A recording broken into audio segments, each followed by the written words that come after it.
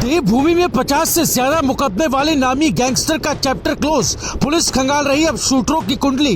धामी ने जारी किया ऐसा आदेश, उड़ गई बदमाशों की नींद। योगी स्टाइल में विनय त्यागी के हमलावरों को धामी फोर्स ने दबोचा, मचा हड़कंप। आखिर कौन है ये विनय त्यागी जिसको बीच सड़क पर मारी फिल्मी अंदाज में गोली? ये सवाल अब चारों ओर उठ रहा है क्योंकि उत्तराखंड में एक ऐसा केस सामने आया जिसने सरकार से लेकर पूरे प्रशासन के सामने बड़ी चुनौती खड़ी कर दी है।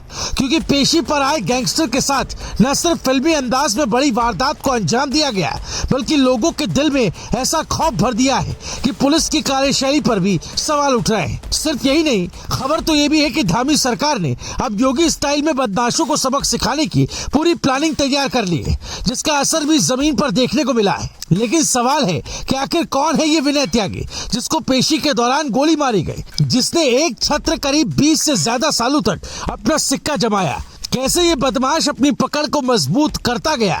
चलिए इस वीडियो में हम आपको एक एक सच्चाई से रूबरू कराते हैं। दरअसल देवभूमि उत्तराखंड में अपराध की दुनिया का एक बड़ा चैप्टर हमेशा के लिए बंद हो गया है।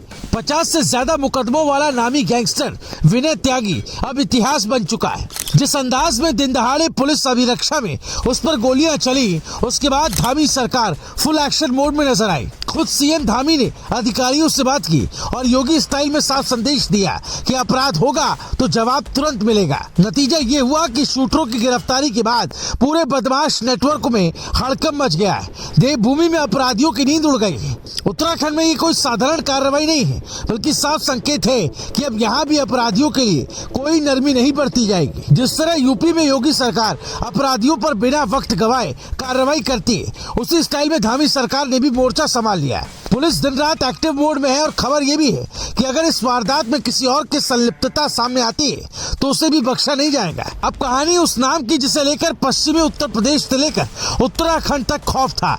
बताया जाता है मुजफ्फरनगर के खाई खेड़ी गांव का रहने वाला विनय त्यागी उर्फ टिंकू यूपी और उत्तराखंड के अलग अलग थानों में उसके खिलाफ 57 मुकदमे दर्ज थे। मेरठ, गाजियाबाद, नोएडा और देहरादून में प्रॉपर्टी विवादों में उसका दखल रहा। अपराध के साथ साथ सियासत में भी उसकी बड़ी महत्वाकांक्षा थी। पत्नी को 2 बार पुरकाजी ब्लॉक से प्रमुख बनवाया और खुद सहारनपुर की देवबंद विधानसभा सीट से चुनाव लड़कर सियासी पहचान बनाने की कोशिश की। विनय त्यागी की जिंदगी अपराध और सियासत के खतरनाक मेल की मिसाल रही। उसके पिता मेरठ में नौकरी करते थे और वहीं उसकी पढ़ाई भी हुई, लेकिन जवानी में कदम रखते ही वो अपराध की राह पर चल पड़ा। साल 1996 में खाई खेड़ी गांव में प्रेम प्रसंग से जुड़ा विवाद ऐसा भड़का कि 2 हत्याओं में उसका नाम सामने आया। इसके बाद पीछे मुड़कर देखने का सवाल ही नहीं उठा। छपार, पुरकाजी और नई मंडी थाने में लगातार मुकदमे दर्ज होते गए। अक्टूबर में देहरादून पुलिस ने उस पर गैंगस्टर एक्ट लगाया और शिकंजा कसता चला गया। सितंबर में देहरादून के नेहरू कॉलोनी थाने में दर्ज हुई चोरी के इस मामले ने उसकी मुश्किलों को बढ़ा दिया। डॉक्टर प्रमोद त्यागी की गाड़ी से गहने और नकदी चोरी के आरोप में उसे पकड़ा गया। उसके साथ भारतीय किसान यूनियन के नेता हरिओम त्यागी भी गिरफ्तार हुआ। इससे बाद में जमानत मिल गई, लेकिन विनय त्यागी अन्य मामलों में फंसा होने के कारण रुड़की जेल में बंद रहा। 30 अक्टूबर को उसकी जमानत अर्जी भी खारिज हो गई और तभी से उसकी पेशियों के दौरान सुरक्षा बढ़ा दी गई थी।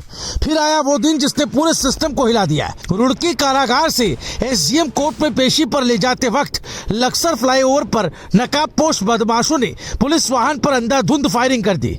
बीच सड़क फिल्मी अंदाज में चली गोलियों में विनय त्यागी को 3 गोली लगी और वाहन में मौजूद 2 पुलिसकर्मी भी घायल हो गए। हमलावर हथियार लहराते हुए भीड़ में भाग निकले।